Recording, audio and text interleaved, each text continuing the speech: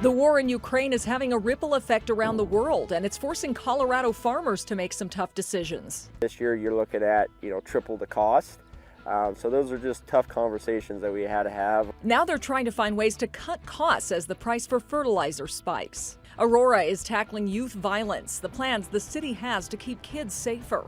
Taxes are due today. You might be missing out on extra money for your refund even if you've already filed. You got to make sure that you get that money that you deserve. And the Nuggets already in a must-win situation against the Warriors. The team is staying cool, taking their playoff series one game at a time. Hopefully it's going to be a long series. The pressure is not on us. We are underdogs here. A lot to get to. First at 11, Russia is ramping up attacks in Ukraine with missile strikes in several cities. This video shows smoke from an airstrike in Lviv, a city that up until now had been largely spared from the destruction of the nearly 2-month-long war. Thanks for joining us at 11 now. I'm Nicole Brady. This map shows where all missile strikes happened over the weekend and this morning, most of them in the western part of Ukraine, but troops are also focusing on the eastern Ukrainian city of Mariupol. Russian forces say no one will be allowed in or out of that city and that any further resistance will be eliminated. As Justin Finch reports, Ukrainian troops are refusing to surrender. As Russia's war on Ukraine approaches its second month, much of the strategic city of Mariupol lies in ruins. Vladimir Putin's forces appearing closer than ever to claiming the city as some 2,500 Ukrainian troops holed up in a steel factory complex are seeing supplies and ammo dwindle. Ukraine's prime minister on This Week saying they will never give up. City still is not fallen. There is still our military forces, our soldiers, so they will fight till the end. In Irpin, rows of graves of dead civilians now uncovered, families gathering to grieve and bury loved ones. Sunday, Russian shelling of apartment buildings in Kharkiv killed at least 5 and left more than a dozen hurt. To the west, in Lviv, new reports of at least 7 killed and as many as 11 injured, including at least 1 child. Many of Ukraine's injured are children. Pieces of shrapnel, bullets, all of it, they say, taken out of children that they're treating at this hospital. And what the doctors and the legal experts here are telling me is that this proves that Russia is not just hitting military installations. Any day now, officials expect Russia's major escalation in the east to begin. That anticipation comes after the U.S. began shipping off $800 million in high-powered weapons and military aid last week. The major focus now for Ukrainian forces is holding Mariupol. If Russia gains control there, its military gains the land advantage of having land access to Crimea and also the potential to have a staging point to launch even more attacks in the near future. I'm Justin Finch, ABC News, Washington. Oil prices are up to the highest level we've seen in nearly 3 weeks, and the Biden administration is now trying to bring those prices down. The president is expected to announce plans to resume drilling on public land.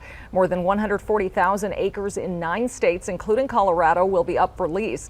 That's fewer acres for drilling than initially proposed. Oil and gas companies would also be charged higher royalties.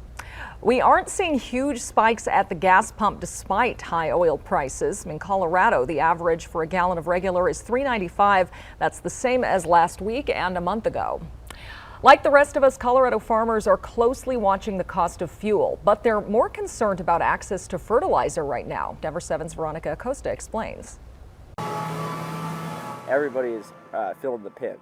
You take fuel, fertilizer, labor, repairs, everything is higher. If it was just one category, it probably wouldn't be as bad, but yeah, every farm's budget is hurting just because of that, and so just a lot of praying and hoping. Tim Volberding and his dad do all the work on this 3,000-acre farm. Wheat, milo, millet, and pinto beans grown in this soil. Farming is tough, but these days it's fertilizer that concerns Volberding the most. About a year and a half ago, it cost about $200 a ton. Now, instead of $200, we're between $700 to $800 a ton. So you're looking at almost 4 times the cost up front just for the same amount of fertilizer. This year, he expects to spend more than $200,000 on fertilizer for all 3,000 of his acres. That's even after trying to use less. We do a lot of directly putting the fertilizer with the seed. So instead of putting the fertilizer across everything, you're putting that fertilizer right in that place that the seed actually needs it, and you can reduce your costs that way, just about by reducing the amount that you need. There's alternatives like manure, but that just won't work for him. Well, in theory, manure is a great idea as an alternative to commercial fertilizer. It's hard because manure weighs a lot, and you need a lot to make up for that difference in pounds of nitrogen. This isn't an isolated issue. Other farmers are also looking for solutions. It's really a balancing act, and there's really no good answer for any of our producers. They're all just going to sort of have to muddle through it as best they can and hopefully be able to turn a profit this year. All Voberding says he can really do at this point. And it's just a lot of praying, Veronica. Praying those fertilizer prices start coming down. In Anton, I'm Veronica Acosta, Denver 7. Aurora is trying to expand its efforts to cut down on youth violence. The city wants to focus on gun and gang activity. City councilors will discuss a plan during a study session tonight. Some of the possible next steps include hiring what the city calls a violence interrupter, who would respond after a violent incident in hopes of reducing retaliation, and also funding a community organization that supports families in crisis. The company helping Aurora's police department overhaul its image and procedures will update the public on its progress tomorrow night. IntegraSure is making sure the department addresses 4 key areas of bias, including bias, use of force, documenting first responder interactions with the public, and also hiring practices.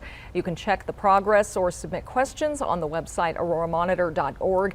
The company IntegraSure is holding a town hall at 7:30 tomorrow night at the Aurora Municipal Center. It will also be live streamed online. At the state capitol today, Governor Polis is announcing legislation for housing investments and services for Colorado's homeless population. Just last week, the governor announced a $400 million investment in affordable housing statewide. That money comes from the American Rescue Plan. Well, taxes are due today. Some of us may not be getting the full refund we're owed. The IRS estimates 20% of people eligible for the earned income tax credit aren't claiming that money. Alexa Liecko found out how you can get it even if you've already filed your taxes. So this is going to be your federal return? It's probably one of your least favorite things to do. This is your total income for the year? But this year, the chore of filing your taxes could mean a bigger refund than usual. You got to make sure that you get that money that you deserve. Xavier Farrell works with AmeriCorps. He's helped with all kinds of projects across the country. Everything from stocking food banks to fire prevention. But now he and his team are helping prepare taxes for free. Their biggest mission, helping families get bigger refunds. Giving those people the money that they so rightfully deserve back from the government, it's been incredibly humbling. Doing this work helped him claim a bigger refund too. It's a huge help because, I paid my way through school, and so kind of having that extra bump, it takes a little bit of the weight off. This year was the first year he could claim the Earned Income Tax Credit, a credit for people making up to $57,000. The level of awareness is actually pretty low for these things. But Xavier and his team want to change that, because this year, more people can get the credit, because it's now available to both younger workers and senior citizens. And the maximum credit amount is nearly tripled. For single filers, you can get up to $1,502. For filers with kids, you can be refunded anywhere from $3,600 to $6,700. The Treasury Inspector General found about 5 million eligible Americans are not claiming these credits, leaving $7 billion unclaimed. So that's a lot of money left on the table. Isabel Dixon works with the Colorado Department of Public Health. She says even if you already filed this year, there's still a chance to claim the credit. Generally, you can file up to 3 years of back tax returns, so back to tax year 2018. She encourages everyone to file an amendment and claim past credits too. Tax refunds can really make a difference, and when families have the financial resources they need, parents and children can thrive, they have better health outcomes, and kids can do better in school. It all starts with a quick internet search using the words IRS VitaSite tool. You can enter your address and see where you can get free tax help. If you need more time to file, ask for an extension. Because even after tax day passes, Xavier and people like him across the country will be waiting for the chance to help. Seeing the excitement in their faces and knowing that was going to help take some of the burdens off. It was nectar for the soul. That's the only way that I can describe it. I'm Alexa Liecko. Some of the other things you can do if you're filing taxes at the last minute, taxes need to be filed by midnight. Filing an extension will give you till October 17th to get the paperwork in, but remember, it's not an extension to pay. You can create an online account with the IRS or call them to set up a payment plan. The Nuggets are looking to rebound after their loss in Game 1 to the Warriors Saturday. They were outmanned, out-hustled, and out-rebounded, but the Nuggets aren't panicking yet. I mean, it's one game, 7-game series, first to 4. No need to panic. We've been down before. We've been up before. Still a lot of basketball to be played. You know, our thing is just stay together. Tip-off from San Francisco is 8 tonight. Games 3 and 4 are in Denver at Ball Arena, and Game 4 is Sunday at 1:30. You can watch that right here on Denver 7. The Avs are also in action tonight. They'll go for their 10th win in a row against the Washington Capitals.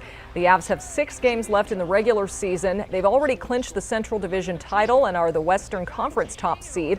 Puck drops at 7 tonight at Ball Arena. Coming up, the plans President Biden has to reduce the country's reliance on goods from China. And librarians are nowhere to be seen at one new library in Jefferson County. We'll explain this new concept, a first of its kind in the area, coming up.